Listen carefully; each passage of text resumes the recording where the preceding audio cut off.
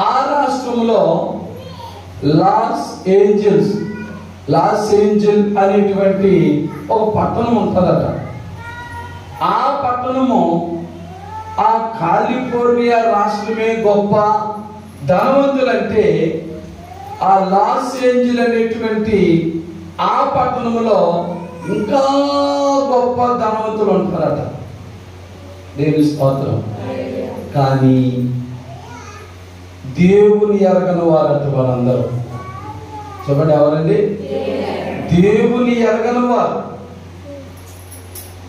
వారు ఎందుకు దేవుని ఎరగని వారంటే ఆ లాస్ ఏంజల్ అనేటువంటి పట్టణంలో అందరూ సినిమా యాక్టర్లు ఉంటారట. ఎవరుంటారండి? సినిమా యాక్టర్లు, డైరెక్టర్లు, పాటలు పాడేవారు, మ్యూజిక్ డైరెక్టర్లు, ఇలా మొత్తం ఆ పట్టణం అంతా కూడా కోట్లకు పడగెత్తినటువంటి యాక్టర్స్ ఉంటారట.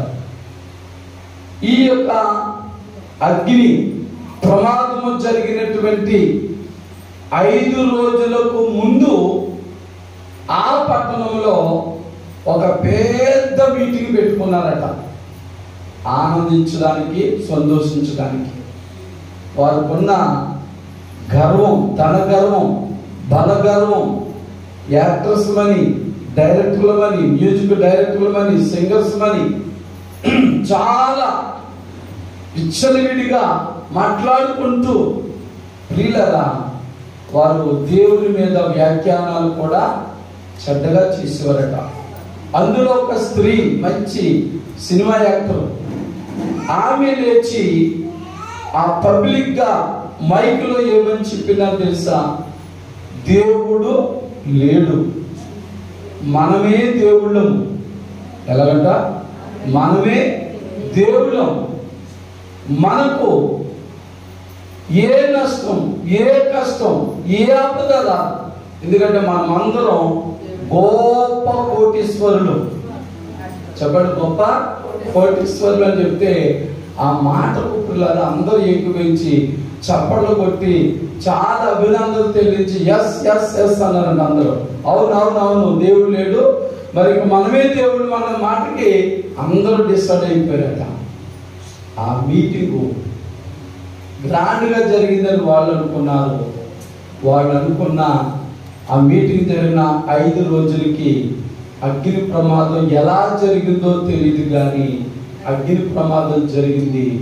ప్రియులగా మొత్తం మేడలతో సమస్తం, వారి ఇళ్లలో ఉన్న బట్టలు, వస్తువులు, బంగారాలు, డాలర్స్ మొత్తం అన్నీ కూడా కాలిపోయి బూడిదైపోయి పిల్లగా 16 కుటుంబాలు రోడ్డును పడ్డాయంట. మహామహులు అనుకున్న వారు 16 కుటుంబాలు రోడ్డును పడ్డాయి. రోడ్డును పడితే ఇప్పుడు మాకేమీ లోటు లేదు అనుకున్న వారికి తినడానికి తిండి లేక ఎవరేం పెడతారా అని ఎదురు చూస్తున్నారంటే పిల్లగా ప్రభుత్వం రంగంలోకి దిగింది. మంటలో ఆర్పేటువంటి కార్లు వచ్చాయి, మనుషులు వచ్చారు. ఎవరి వల్ల కూడా కావడం లేదు. మరి నేను వీడియోలో చూశాను. ఆ వీడియోలో వారు చెప్పింది మాట ఏంటంటే, వారు దేవునికి విరోధంగా జీవించారు, దేవునికి విరోధంగా మాట్లాడారు, దేవునికి విరోధంగా ప్రవర్తించారు.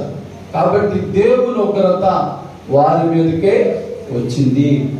బైబిల్లో అలనాడు సొదొమ గొమొర్రా పట్టణాలు పాపముతో నిండిపోయినప్పుడు ఎలాంటి ఉగ్రత వారి మీదకి వచ్చిందో, ఈ కాలిఫోర్నియా అనే రాష్ట్రంలో లాస్ ఏంజల్స్ అనేటువంటి పట్టణంలో వారికి కూడా దేవుని బైబిల్ లేదు కాబట్టి, భక్తి లేదు కాబట్టి దేవుని ఉగ్రత వారి మీదకి వచ్చింది అని వీడియోలో చెప్తూ విన్నాను నేను. దేవుని స్తోత్రం, హల్లెలూయా.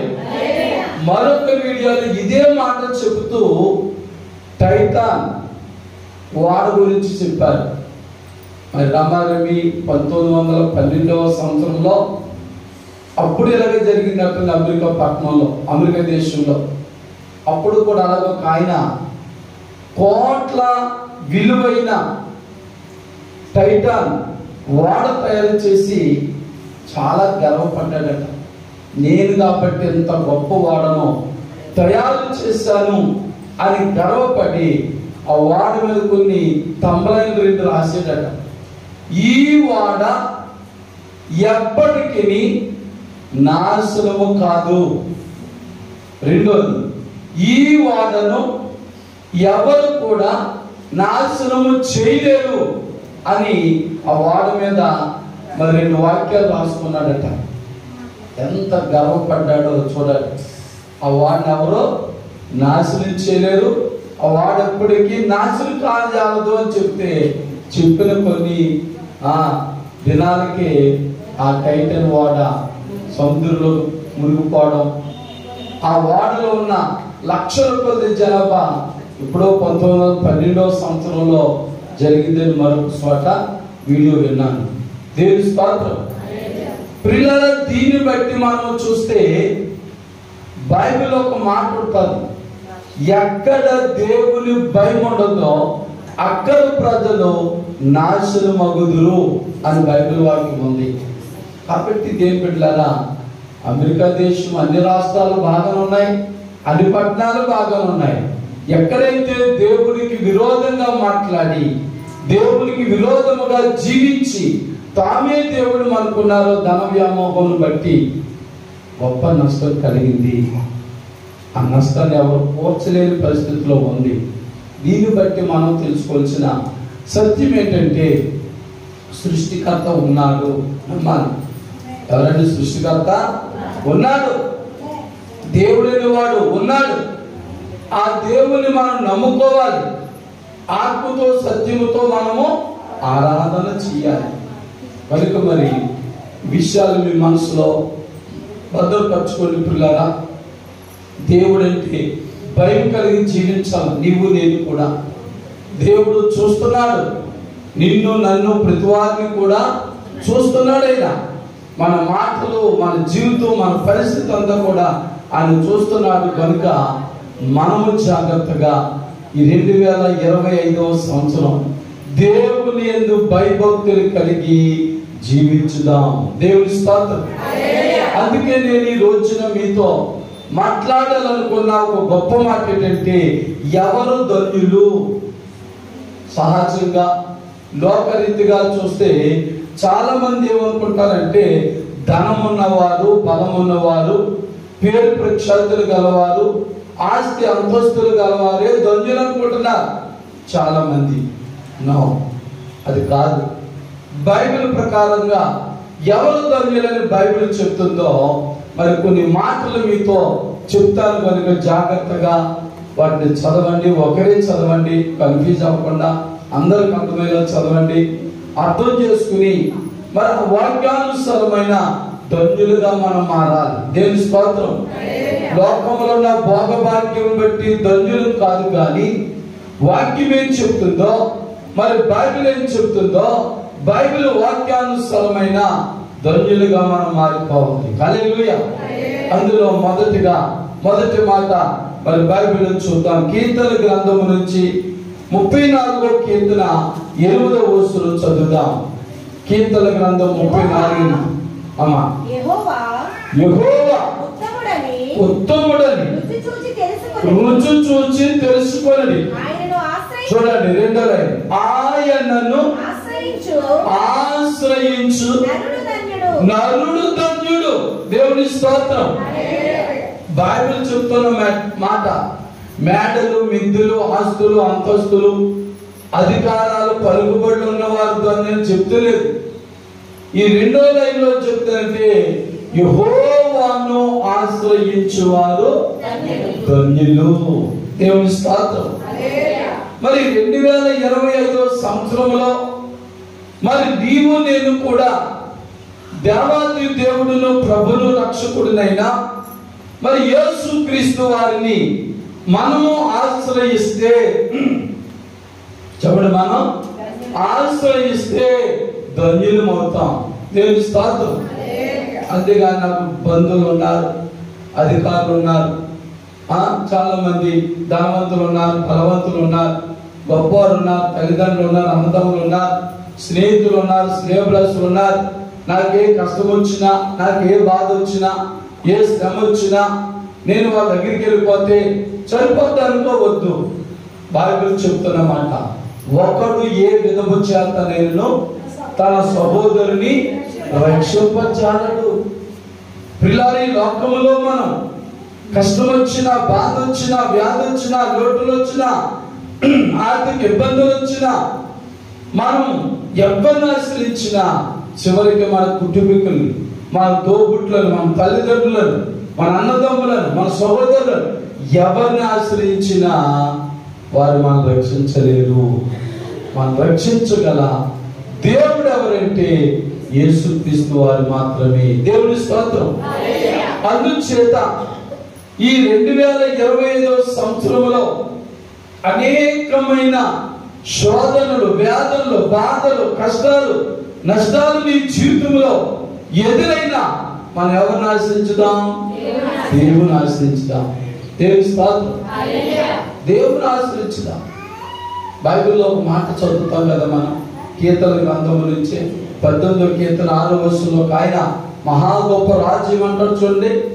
నా శ్రమలో నేను యెహోవాకు మొరపెడితిని, నా దేవునికి ప్రార్థన చేసితిని, ఆయన తన ఆలయములో ఆలకించి నా ప్రార్థన అంగీకరించాను. చాలు. దేవుని స్తోత్రం. మహా గొప్ప రాజు దావీదు రాజు అంత గొప్ప వారు సైతం కూడా తన శ్రమలో, తన బాధలో, తన లోటులో, తన కుదువులో ఎవరిని ఆశ్రయించాడండి? దేవుని ఆశ్రయించాడు. మర్చిపోకు, నువ్వెంత నేనెంత, నీవే పట్టువాడు, నేనే పట్టువాడిని. కాబట్టి దేవుని బిడ్డలారా, ఆయన దేవుని ఆశ్రయించాడు. ఎక్కడికి వచ్చి ఆశ్రయించాడు? దేవుని ఆలయములకు వచ్చి ఆశ్రయించాడు. అంతేగాని తన ఇంట్లోండి నేను దేవా, నేను ప్రార్థిస్తున్నాను, నిన్ను స్తుతిస్తున్నాను, నిన్ను గణపరుస్తున్నాను, నా కష్టాలు తీసి, నా బాధ తీసని మరి రాజు మందిరంలో ఉండే ప్రార్థన చేయొచ్చు, అధికారి కాబట్టి. కానీ ఆయన శ్రమలలో, బాధల్లో అధికారం ప్రక్కన పెట్టాడు. తన ధనాలు మేడ మీద ప్రక్కన పెట్టాడు. తన శ్రమలలో నుండి బయటికి రావడానికి, విడుదల పొందడానికి తనకున్న అధికారం అంతా ప్రక్కన పెట్టి దేవుని మందిరములకు వచ్చి, దేవుని ఆలయములకు వచ్చి పిల్లరా ఒక సామాన్యుని వలె ప్రార్థన చేసుకుంటే అంటారు కదా, ఆయన తన ఆలయములో నా మొర ఆలకించెను. దేవుని స్తోత్రం. మందిరం మానకూడదందుకే శుక్రవారమైనా ఆదివారమైనా దేవుని మందిరాన్ని మనం మానకూడదు. ఎందుకు చేత ఆయన మందిరంలో నీవు చేసే ప్రతి ప్రార్థన కూడా ఆయన ఆలకిస్తాడు కనుక. హల్లెలూయా. అది ఎలాంటి శ్రమైనా, ఎలాంటి కష్టమైనా, ఎలాంటి వ్యాధి అయినా, ఎలాంటి బాధ అయినా పిల్లరా దేవుని మందిరమునకు వచ్చి ఆయన ఆశ్రయించిన ప్రతివాడు కూడా ధన్యుడు. ఎందుకంటే వారు కలిగిన కష్టాల బాధలన్నీ తీసివేసే దేవుడైన. హల్లెలూయా. అందుచేత ప్రభువా, 2025వ సంవత్సరం అంతా కూడా నేను నిన్నే ఆశ్రయిస్తాను. చిన్న కష్టం వచ్చినా, పెద్ద కష్టం వచ్చినా, ఏ లోటు వచ్చినా, పొదువు వచ్చినా నిన్నే ఆశ్రయిస్తాను ప్రభు అనేటువంటి గొప్ప తీర్మానం, మంచి సమర్పణ మనం చేసుకుందాం. హల్లెలూయా. హల్లెలూయా. మరి రెండో మాటలోకి వెళ్ళిపోదాం. రెండో మాట ఇర్మియా గ్రంథం 17వ అధ్యాయము 7వ వచనం చూద్దాం. ఇర్మియా గ్రంథము 17వ అధ్యాయము 7వ వచనం. యెహోవా నమ్ముకొనువాడు ధన్యుడు. చాలండి. దేవుని స్తోత్రం. రెండో మాట ఎవరు ధన్యులట? యెహోవాను నమ్ముకొనువాడు ధన్యుడు. హల్లెలూయా. ఎందుచేత ఈ మాట మీకు చెప్తున్నానంటే, పాస్టర్ గారు నమ్మకం లేకుండా వచ్చామా అనుకునేవారు ఉంటారు. కానీ చాలా మందికి ఆ నమ్మకం అనేది హృదయంలో ఉండేది. మా నమ్మకం ఎక్కడ ఉండాలి? హృదయంలో ఉండాలి. మరి మొదటి మాట చెప్పినట్లుగా కష్టాల్లో, బాధల్లో దేవుని ఆశ్రయించడానికి దేవుని మందిరానికి వస్తారే తప్ప, దేవుని సన్నిధికి వస్తారే తప్ప వారిలో ఏముండదు? నమ్మకం ఉండదు. తీయద్దుగా రెఫరెన్స్ వ్యక్తులు చెప్తాను. ఒక ఆయన వ్యత్యస్త కోనేటి దగ్గర దేవుని సన్నిధిలోనే ఉన్నాడు. స్వస్థపడ్డా? ఎన్ని సంవత్సరాల నుంచి ఉన్నాడు? 38 సంవత్సరాలు దేవుని ఆశ్రయిస్తున్నాడు. అందరూ అనుకున్నారు దేవుని మందిరంలో ఉన్నాడు కదా, ఎందుకు బాగుపడలేదు అంటే అతను ఏమీ లేదు. చెప్పండి, అది విశ్వాసం, నమ్మకం లేదు. దేవుని దగ్గరకు రావడం అంటే వచ్చాడు తప్ప నమ్మకం కుదరలేదు, విశ్వాసం కలగడం లేదు. అలాగే ఒక ముసలావిడ 18 సంవత్సరాలు బట్టి చచ్చుకొస్తుంది, కానీ నడుము నొప్పి తగ్గలేదు. కారణం దేవుని ఆశ్రయిస్తుంది కానీ నమ్మకం లేదు. దేవుని బిడ్డలారా, అందుకే ఈ మాట మీకు జ్ఞాపకం చేస్తున్నాను. ఎవరైతే దేవుని ఆశ్రయిస్తున్నారో వారిలో ఖచ్చితంగా ఉండాలి, నమ్మకం ఉండాలి. ఇంచేత ప్రభు చెప్పిన మాట ఒకటి, నమ్ముట నీ వలనైతే నమ్మువానికి సమస్తము కూడా సాధ్యం. దేవుని స్తోత్రం. నమ్మాలి. నేను వస్తానండి చర్చికి, నాకు ఎందుకు మేలు జరగలేదండి, నేను ఇన్ని సంవత్సరాలు పెట్టి వస్తున్నా, ఇన్ని నెలలు పెట్టి వస్తున్నా, ఇన్ని వారాలు పెట్టి వస్తున్నా, ఇన్ని రోజులు పెట్టి వస్తున్నానంటే కాదు. నీ సీనియారిటీని బట్టి దేవుడు స్వస్థపరచడు, నీ సీనియారిటీని బట్టి దేవుడు ఆశ్రయించడు, నీ సీనియారిటీని బట్టి దేవుడిని కార్యాలు చేయడు. దేని బట్టి? నీలో ఉన్న విశ్వాసాన్ని బట్టి. అందుకే ప్రభు దగ్గరికి వచ్చే ప్రతి వారిని ప్రభు 3 వారాలు రండి, 7 వారాలు రండి, 21 వారాలు రండి అని ఎవరికి చెప్పలేదు. ఆయన దగ్గరికి ఎలాంటి రోగి వచ్చినా ఒకే మాట చెప్పేవాడు, నీ విశ్వాసమే నిన్ను స్వస్థపరచు. హల్లెలూయా.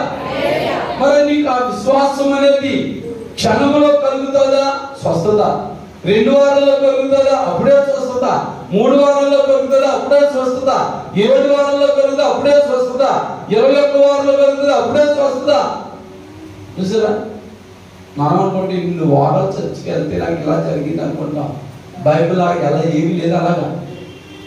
మరి కార్యం అనేది, స్వస్థత అనేది, విడుదల అనేది, మేలు అనేది వెంటనే ఎప్పుడైతే నీలో విశ్వాసం కలుగుతుందో వెంటనే కార్యం జరుగుతుంది. చూసారు, ఆయన పొద్దున్న సాయంకాలం వరకు మందిరంలో ఉన్నాడు, ప్రార్థన ఏ కార్యం జరగలేదు, మొఖం చిన్నబుచ్చుకుని వెళ్ళిపోబోతున్నాడు. ప్రభు వచ్చిన తర్వాత ప్రభు మీద కూడా సిరాగ్గా మాట్లాడాడు. అప్పుడు ప్రభు ఈ మాట చెప్పాడు కదా, నమ్ముట ఇవాళైతే మాట చెప్పినట్టునే ఆయనకి ఆ మాట గుండెలో పొడుచుకుని అంటాడు కదా, నాలో అపనమ్మకం తీసే ప్రభు అంటాడు. ఏమంటాడు? నాలో అంటే ఆయన పొద్దున్న సాయంకాలం వరకు మందిరంలో ఉన్నాడు. ఎలాంటి మనసుతో ఉన్నాడు? అపనమ్మకంతో. చూడడానికి మందిరమే, అందరూ అనుకున్నారే పల్లవాడు చచ్చికెళ్ళాడు, పొద్దున్న సాయంకాలం వరకు ఉపాసంతో ఉన్నాడు. ఆయనతో పాటు 12 మంది శిష్యులు ప్రార్థన చేస్తున్నారు. ఏదో మేలు పొందేస్తారు అనుకున్నారు, ఏ మేలు పొందలేదు. ఇది చెప్తా, అతనిలో అపనమ్మకం ఉంది. అలాగే ఈ 2025 సంవత్సరంలో నీలో గాని, నాలో గాని, మనలో ఎవరికైనా సరే ఈ కృపావార్త వర్తమానం వినుచున్న ఎవరిలోనైనా సరే అపనమ్మకం అంటే తీసివేసుకుంటే మీరు ధన్యులవుతారు. దేవుని స్తోత్రం. అంటే రెండో మాట మీకు చెప్పింది ఏంటంటే, మరి యెహోవాను నమ్మువారు ధన్యులు. దేవుని స్తోత్రం. లేక దేవుని నమ్మువారు ధన్యులు. కాబట్టి 2025 సంవత్సరంలో మరి నీవు నేను కూడా ధన్యులుగా ఉండాలంటే మనలో బలమైన స్థిరమైన నమ్మకం ఉండాలి. దేవుని స్తోత్రం. 3వ మాటలోకి వెళ్ళిపోతాం. 146వ కీర్తన 5వ వచనం చదువుదాం. 146 కీర్తన 5వ వచనం. చదువు. యాకోబు దేవుడు సహాయుడగును. ఎవడు తన దేవుడైన యెహోవా మీద ఆశ పెట్టుకొనును వాడు ధన్యుడు. దేవుని స్తోత్రం. 3వ మాట ఏంటంటే, దేవుని మీద ఆశ పెట్టుకునేవాడు ధన్యుడు. దేవుని స్తోత్రం. అదండి మన నమ్మకం లేక మన ఆశ ఎవరి మీద ఉండాలి? దేవుని మీద ఉండాలి. ఎందుచేత మరో చోట ఏమంటాడు? ఆశపడు ప్రాణమును తృప్తిపరచువాడు. మరో చోట 20వ కీర్తన అంటాడు, నీ కోరికను సిద్ధపరిచేసి నీ ఆలోచన యావత్తును సఫలం చేస్తాను. హల్లెలూయా. చూసారా, మనము ఎవరి మీద ఆశ పెట్టుకుంటున్నాం? మనం అంటాం చాలాసార్లు, నా భర్త మీద నేను ఆశ పెట్టుకున్నానండి, లేదా నా భార్య మీద నేను ఆశ పెట్టుకున్నానండి, నా బిడ్డలు ఉద్యోగస్తులండి వారి మీద ఆశ పెట్టుకున్నానండి, ఏమైనా చెప్తుంటాం. నాకేంటి అధికారులు ఉన్నారు, నాకు ఏది కావాల్సిన వాళ్ళు ఉన్నారు, వాళ్ళ మీద ఆశ పెట్టుకున్నానండి. నో, ఏమండి, ఎవరి వల్ల కూడా చివరికి మన పిల్లలు కూడా కొన్నిసార్లు మనం చూస్తున్నాం లోకంలో ఎంతో మందిని. కానీ నీవైనా నేనైనా ఎవరైనా ఎవరి మీద ఆశ పెట్టుకోవాలండి? దేవుని మీద. నా దేవుడు ఉన్నాడు, నన్ను దీవిస్తాడు, ఆశీర్వదిస్తాడు, నా జీవిత కాలం అంతా కూడా నాకు ఏ లోటు లేకుండా చేస్తాడు. 23వ కీర్తన ఆక్రోశం దావీదు భక్తుడు ఏమంటాడండి? చిరకాలము యెహోవా మందిరంలో నేను నివాసం చేసేదను, నేను బ్రతుకు దినములన్నీ కృపాక్షేమములే నా వెంట వచ్చును. హల్లెలూయా. ఎందుచేత ఆయన అంత గొప్ప రాజు అయినా ఆయన ఆశ ఎవరి మీద పెట్టుకున్నాడు? దేవుని మీదే. కనుక ఈ 2025వ సంవత్సరంలో మూడవదిగా ఎవరు ధన్యులంటే ఎవరైతే దేవుని మీద ఆశ పెట్టుకుంటారో వారు ధన్యులు. హల్లెలూయా.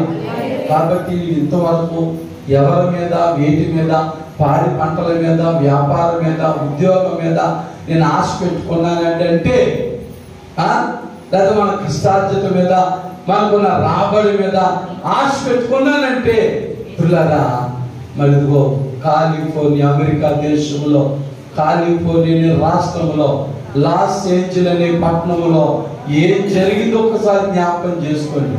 వాళ్ళకున్న యాక్టర్స్ కాబట్టి వాళ్ళకున్న ప్రొఫెసర్ మీద ఆశ పెట్టుకున్నారు. వాళ్ళు సంపాదించిన మేడ మిద్దెల మీద, ఆస్తి అంతస్తుల మీద ఆశ పెట్టుకున్నారు. ఈ రోజున అనేక కుటుంబాలు అన్ని పోగొట్టుకుని ఏ ఆధారం లేక రోడ్డెక్కున్నారు. వాళ్ళ ఆశయం అయిపోయింది, భంగం అయిపోయింది. అదే నీవు నేను కూడా దేవుని మీద ఆశ పెట్టుకుంటే ఆశపడు ప్రాణమునైనా తృప్తిపరచువాడు. హల్లెలూయా, హల్లెలూయా. మరి దేవుని బిడ్డలారా, మనము దేవుని మీద ఆశ పెట్టుకుని ఉందాం ఈ 2025 సంవత్సరం అంతా.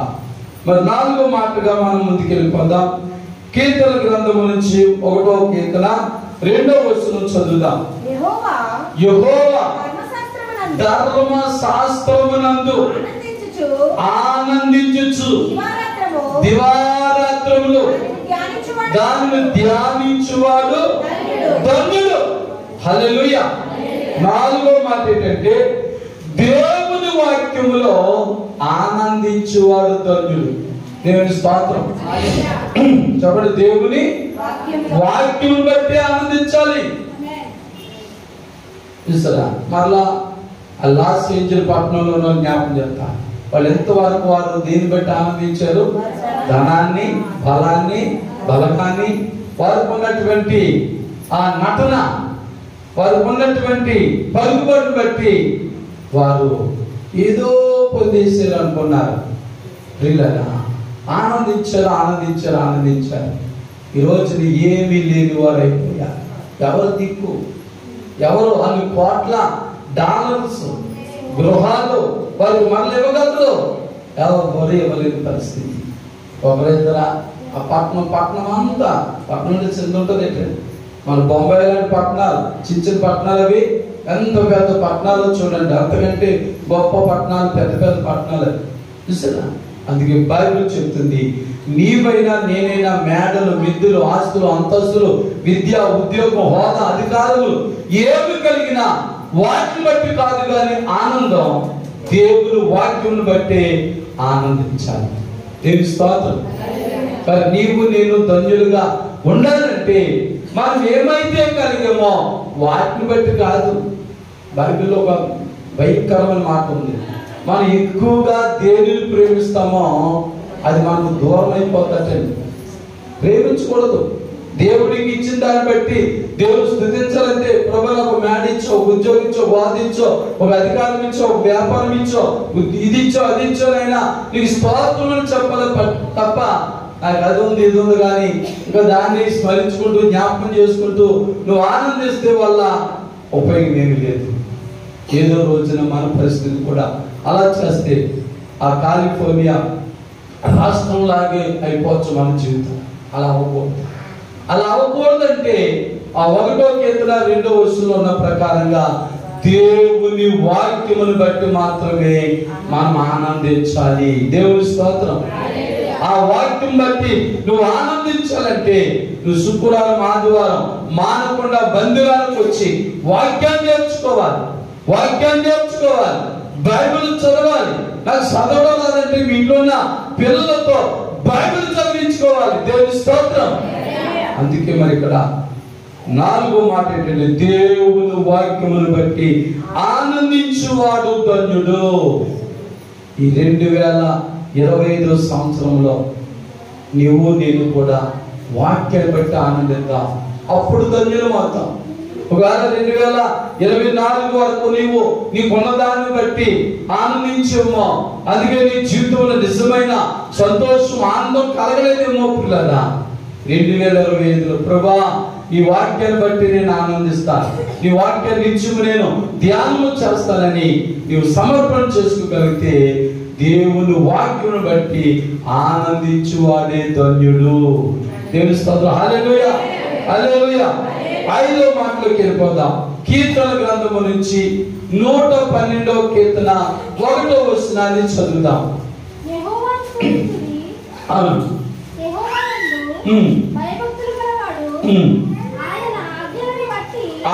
ఆయన ఆజ్ఞలను బట్టి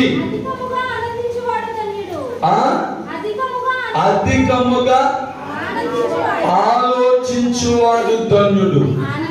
ఆనందించువాడు ధన్యుడు. హల్లెలూయా. చూడండి ఇక్కడ 5వ మాట నేను చెప్పేది దేవుని ఆజ్ఞలను బట్టి ఆనందించువాడు ధన్యుడు. హల్లెలూయా. మన ఆజ్ఞలు పాటించడానికి చాలా బాధపడతాం. అమ్మా ఆజ్ఞలు బట్టి కూడా సంతోషించాలి.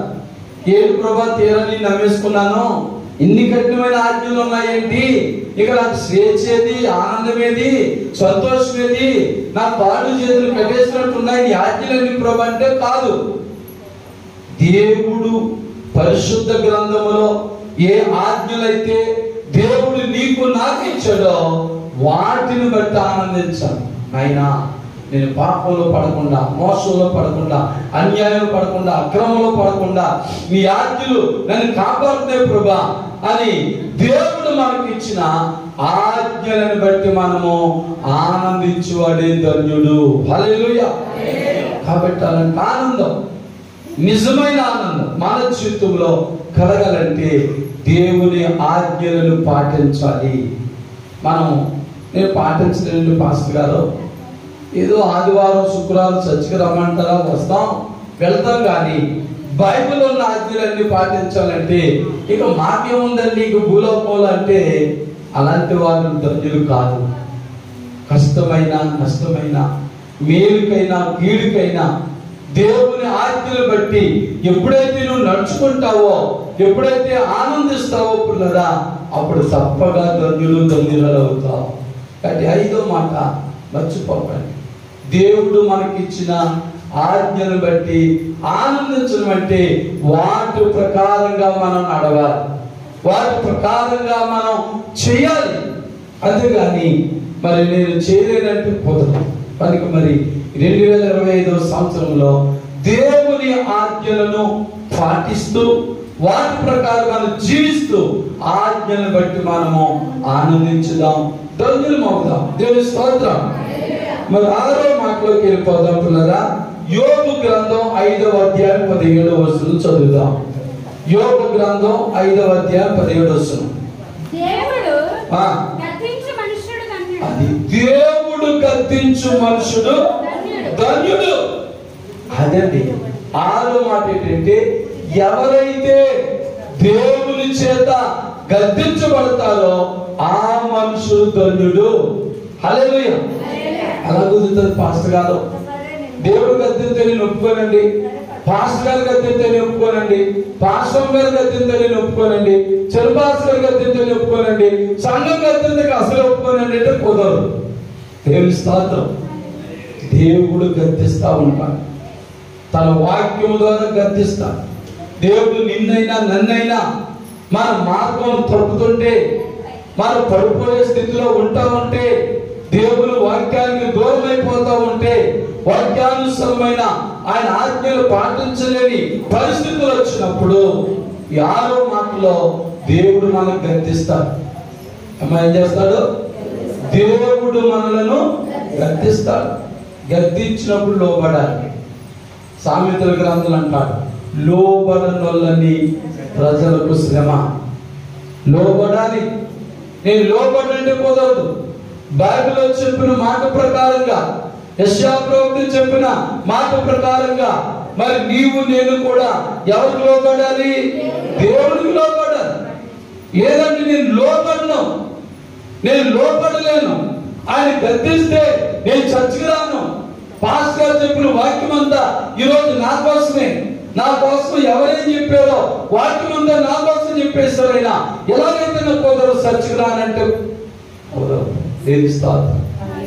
దేవుడు కొన్నిసార్లు నిన్ను గద్దిస్తాడు, నన్ను గద్దిస్తాడు. చెప్పండి, నిన్ను గద్దిస్తాడు, నన్ను గద్దిస్తాడు. మరి బిలాము త్రావ తప్పినప్పుడు గొప్ప ప్రవక్తని దేవుడు ఊరుకున్నాడా? గాడితో గద్దించలేదా? బుద్ధి చెప్పలేదా? బుద్ధి చెప్తాడు. నిన్నైనా నన్నైనా వాక్యం ద్వారా చెప్తాడు ఆయన. అందుకే వాక్యం మనం ధ్యానించాలని ఒక మాట చెప్పాను మీకు. ఆ వాక్యం మనం ధ్యానించినప్పుడు, మన మార్గం తప్పుతున్నప్పుడు దేవుడు మన వాక్యం ద్వారా మనం గద్దిస్తాడు. దేవుని గద్దింపుకు ఎవరైతే లోబడతారో వారు ధన్యులు. మరి బైబిల్లో అలా లోబడలేని ప్రజలు ఏమైపోయారు? సొదొమ గొమొర్రాలు నాశనం అయిపోయి. అలాగే ఇంకో పట్టణం ఉన్నారు, చెప్తారా? నీనెవే పట్టణం. ఏ పట్టణం అండి? నీనెవే పట్టణం. దైవజనుడు వెళ్ళి, యోనా గారు వెళ్ళి వాక్యం బోధించాడు. గద్దింపుతోకుండా వాక్యం చెప్పినప్పుడు వారు ఏమయ్యారు? లోబడ్డారు. దేవుని స్తోత్రం. దేవుని గద్దింపులకు ఎవరైతే లోబడతారో వారు ధన్యులు. నీనెవే పట్టణస్తులు లోబడ్డారు. వారి శ్రమలో నుంచి, ఆ మరణాల నుంచి తప్పించబడ్డారు. మరి సొదొమ గొమొర్రా ప్రజలు మరి లోబడలేకపోయారు. దేవుని గద్దింపులకు వారు ఏమాత్రం కూడా వారు తట్టుకోలేకపోయారు కాబట్టి, వారు పాటించలేకపోయారు కాబట్టి వారు నాశనం అయిపోయారు. జాగ్రత్త సుమా. ఈ 2025 సంవత్సరంలో అనేకమైన శోధనలు, వేదనలు వచ్చే ఈ భయంకరమైన దినాల్లో నిన్ను నన్ను కూడా బలపరచడానికి దేవుడు గద్దిస్తే ఆయన గద్దింపుకు లోబడాలి. దేవుని స్తోత్రం. దేవుని గద్దింపులకు లోబడువాడు ధన్యుడు. దేవుని స్తోత్రం. కాబట్టి 2025లో మనం మనుషుల మాటలకు కాదు కానీ, లోకుల మాటలకు కాదు కానీ, దేవుని గద్దింపులకు, దేవుని వాక్యం గద్దింపులకు మనము లోబడితే మనము ధన్యులమవుతాం. దేవుని స్తోత్రం. మరి సమయం అవుతుంది. ఆఖరిగా 7వ మాట కూడా మరి చెప్పి నేను ముగిస్తాను పిల్లగా. రోమీలకు రాసిన పత్రిక 4వ అధ్యాయం 6వ వచనం చదువుదాం. రోమా పత్రిక 4వ అధ్యాయం 6వ వచనం.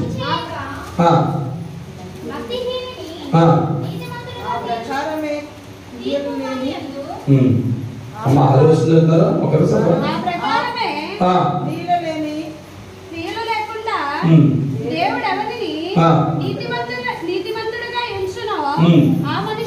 చూడండి, దేవుడు ఎవరిని నీతిమంతునిగా ఎంచునో ఆ మనుషుడు ధన్యుడు. చాలా తల్లి. దేవుని స్తోత్రం. దేవుని చేత నీతిమంతుడని ఎంచబడిన వాడు ధన్యుడు. దేవుని స్తోత్రం. మనుషుల చేత కాదు.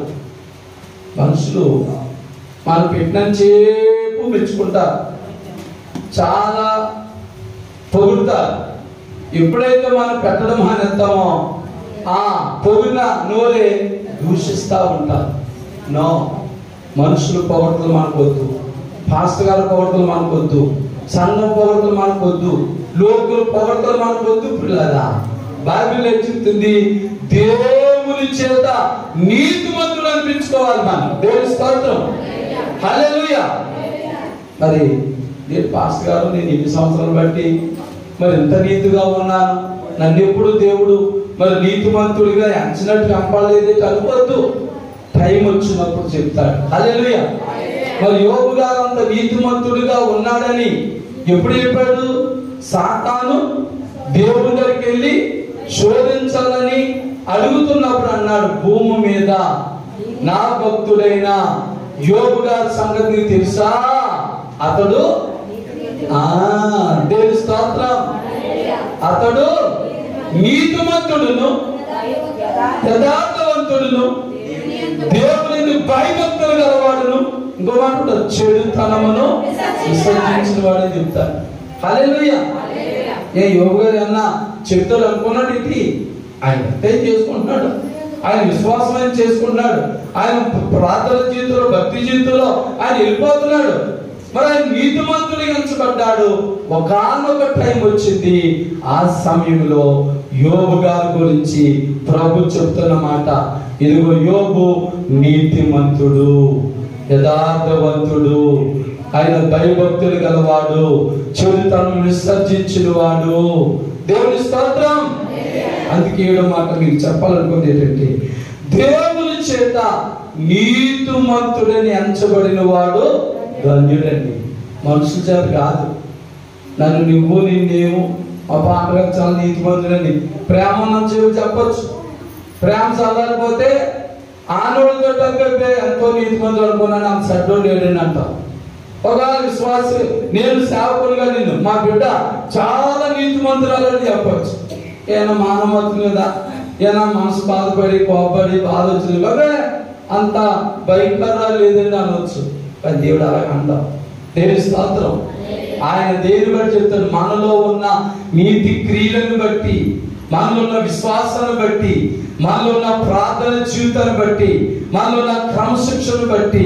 ఇదిగో మరి 1వ మాట నుంచి 7వ మాట వరకు లైన్ గా మీరు జ్ఞాపకం చేసుకోండి. దేవుని ఆశ్రయించడం, నమ్మడం, ఆశపడ్డం ఎన్నిలా 1వ జ్ఞాపకం చేసుకోండి. లైన్ గా చెప్పాను మీకు, చూసారా?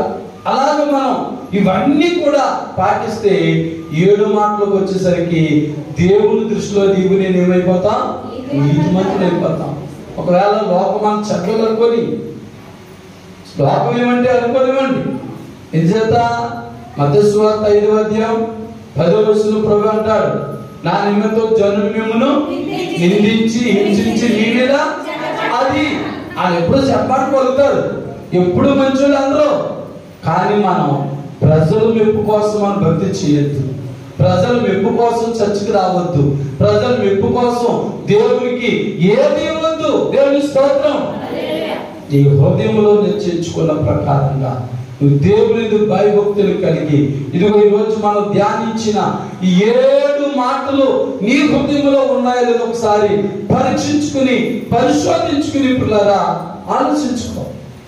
అలా మనం చేస్తే 7వ మాటకు వచ్చేసరికి దేవుడు నిన్ను నన్ను కూడా నీతిమంతులుగా ఎంచుతాడు. దేవుని స్తోత్రం. అందుకే ఒక రోమపత్రికలో అపోస్తలుడు పౌలు రోమ సంఘంతో అన్నాడు, నేను మిమ్మల్ని నీతిమంతులుగా ఎంచడం కాదు. ఇదండి, నేను మిమ్మల్ని నీతిమంతులుగా ఎంచడం కాదు. ఎవరైతే దేవుని చేత నీతిమంతులు అనిపించుకుంటారో వారు ధన్యులు. దేవుని స్తోత్రం. నిజమే. సేవకుడైనా విశ్వాసైనా నీవైనా నేనైనా ఈ కృపావార్త వర్తమానం నుంచుని ఎవరైనా సరే మనము దేవుని చేత నీతిమంతులు అనిపించుకోవాలి. దేవుని స్తోత్రం. హల్లెలూయా. ఆయన చేత నీతిమంతులుగా ఎంచబడే భక్తి మనం చేయాలి. అలాంటి ప్రార్థన జీవితం, అంత క్రమశిక్షణ కలిగి ఆయన ఆజ్ఞలు పాటిస్తూ మరి శుక్రవారం ఆదివారం మానకుండా ఆయన మందిరానికి వచ్చి నీవు నేను కూడా దేవుని చేత నీతిమంతులుగా ఎంచబడాలి. దేవుని స్తోత్రం. మనకి 7 మాటలు మీ హృదయాల్లో భద్రపరచుకోండి. ఇప్పుడు చెప్పండి, ఎవరు ధన్యులు? మరి నువ్వు ధన్యుడువా, నేను ధన్యుడువా? మళ్ళీ ఎంతమంది ధన్యులు? ఈ మాటలు మీకే కాదు, నాకు కూడా పాస్టర్ గారు బోధించడం అనుకోకండి. దేవుని వాక్యము 2 అంచులు గల ఖడ్గం. ఒక ప్రక్క మిమ్మల్ని ఖండిస్తారు, ఒక ప్రక్కన నన్ను కూడా బోధిస్తూ నన్ను కూడా ఖండిస్తూ ఉంటారు. అంచేత నీవు నేను మనమందరం ఈ 7 పాయింట్లు కూడా, ఈ 7 మాటలు కూడా మనలో ఉన్నాయా లేదా? ఉంటే దేవుని స్తోత్రం చెప్దాం. లేకపోతే ఈ 7 పాయింట్లో ఏ పాయింట్ లేదో దానిని దేవుడు దయచేయమని మీ మనసును మార్చుకుని, మీ ఆలోచనలు మార్చుకుని, మీ భక్తిని మార్చుకుని, మీ ఆత్మీయ జీవితంలోకి వచ్చి దేవునిలో అలాగుంటే మనం చేద్దాం. నీవు నేను కూడా కడవర దినాలు, అంచె దినాల్లో ధన్యుల దృష్టిలో ఉందాం. దేవుడి మాటలు మన వెనుకల్లో దీవించుగాక. పిల్లలు మోకరించుదాం. అందరూ మోకరించి ఒక నిమిషం మనల్ని మనం పరీక్షించుకుందాం, మనం ప్రశ్నించుకుందాం. మన విశ్వాస జీవితం, మన భక్తి జీవితం, మన ప్రార్థన జీవితం మరి ఏ రీతిలో ఉన్నదో, ఎలా ఉన్నదో పిల్లరా ఆలోచన చేసుకుందాం. ప్రేమమయుడా యేసయ్య, మీకే వందనాలు స్తోత్రములు చెల్లిస్తున్నాం. ఈ దినమన ప్రభువా, ఇదిగోనైనా మా చిన్న సంఘములో మేము ధన్యులమా కాదా, ఎవరు ధన్యులు అనే విషయాన్ని మేము గ్రహించుకుంటూ 7 మాటలు మేము నేర్చుకున్నాం. ఇవేమి కొత్త రెఫరెన్స్లు ఏమి కాదు కానీ ప్రభా, ఇవన్నీ మేము అనేక సార్లు చదివినవే. కానీ ఎవరు ధన్యులు 2025 సంవత్సరంలో అనే దానికి మాతో మాట్లాడి మాటలు బట్టి, అలాగే ఆయా ప్రాంతాల్లో ఉండి grace ministries Pithapuram YouTube channel ద్వారా ఈ కృపా వర్తమానం వింటున్న ప్రతి వారు కూడా ఈ విషయాలన్నీ వారి హృదయాల్లో గ్రహించుకొని వారు కూడా ధన్యులుగా ఉండాలనే ఉద్దేశంతో పరిశుద్ధాత్మ ప్రేరణతో ఈ మాటలు పలికించినందుకు వందనాలు తండ్రి. నన్ను మమ్మల్ని కూడా నీతిమంతులుగా ఎంచి మమ్మల్ని కూడా ధన్యులుగా చేయమని యేసుక్రీస్తు పరిశుద్ధ నామంలో ప్రార్థించి వేడుకొనుచున్నాము తండ్రి. ఆమేన్, ఆమేన్. అందరికి వందనాలండి. ఇంతవరకు చక్కగా విన్న ఈ కృపావార్త వర్తమానం విన్న మీ అందరికీ వందనాలు. God bless you all. Amen.